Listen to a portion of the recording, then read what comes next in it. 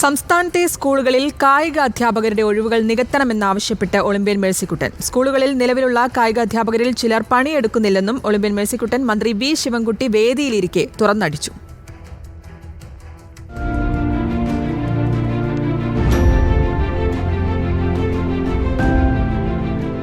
നമുക്ക് ആദ്യമായിട്ട് വേണ്ടത് നമ്മുടെ സംസ്ഥാനത്തുള്ള സ്കൂളുകളിൽ കായിക അധ്യാപകരുടെ കുറവുണ്ട്.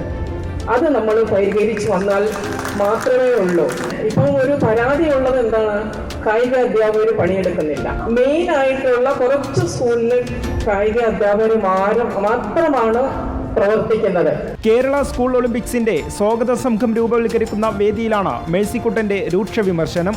സ്കൂളുകളിൽ അധ്യാപകരില്ലാത്തത് പ്രതിസന്ധിയാണെന്നും കായികാധ്യാപകരുടെ കുറവ് നികത്തണമെന്നും കുട്ടികൾക്ക് മികച്ച പരിശീലനം നൽകി ഒളിമ്പിക്സ് ഉൾപ്പെടെയുള്ള വേദികളിൽ എത്തിക്കണമെന്നും മേഴ്സിക്കുട്ടൻ. 4 വർഷം കൂടുന്ന ഈ ചാമ്പ്യൻഷിപ്പ് നടക്കുമ്പോൾ അതിൽ നിന്ന് നമുക്ക് ഒളിമ്പിക്സിലേക്ക് കിട്ടുന്ന നല്ല കുട്ടികളെ നമുക്ക് സെലക്ട് ചെയ്ത് ഞാൻ മിനിസ്റ്ററോട് പറഞ്ഞ ആ കുട്ടികൾക്ക് വിദ്യാഭ്യാസ വകുപ്പ് നല്ല രീതിയിൽ ട്രെയിനിങ് കൊടുത്ത് നമ്മൾ നല്ല നിലയിലേക്ക് കൊണ്ടുപോകണം. മേഴ്സിക്കുട്ടന്റെ ആവശ്യത്തെ സബ് കളക്ടർ കെ മീര പിന്തുണച്ചു. സ്കൂളുകളിൽ മികച്ച ഗ്രൗണ്ടുകൾ വേണമെന്ന് കെ മീര ആവശ്യപ്പെട്ടു. വോളിബോൾ താരം ടോം ജോസഫും മേഴ്സിക്കുട്ടന്റെ ആവശ്യത്തിന് പിന്തുണ നൽകിയാണ് സംസാരിച്ചത്.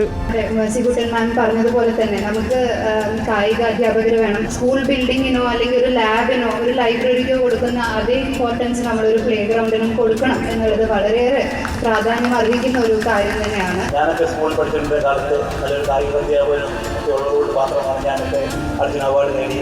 ഇപ്പോൾ കായികാധ്യാപകർ പണിയെടുക്കുന്നില്ലെന്ന മേഴ്സിക്കുട്ടന്റെ പരാമർശത്തിൽ കായികാധ്യാപകർ ക്ഷുഭിതരായി. വേദി വിട്ടിറങ്ങിയ മേഴ്സിക്കുട്ടനോട് കാര്യങ്ങൾ വിശദീകരിക്കാനും അധ്യാപകർ മറന്നില്ല. റിപ്പോർട്ടർ, കൊച്ചി.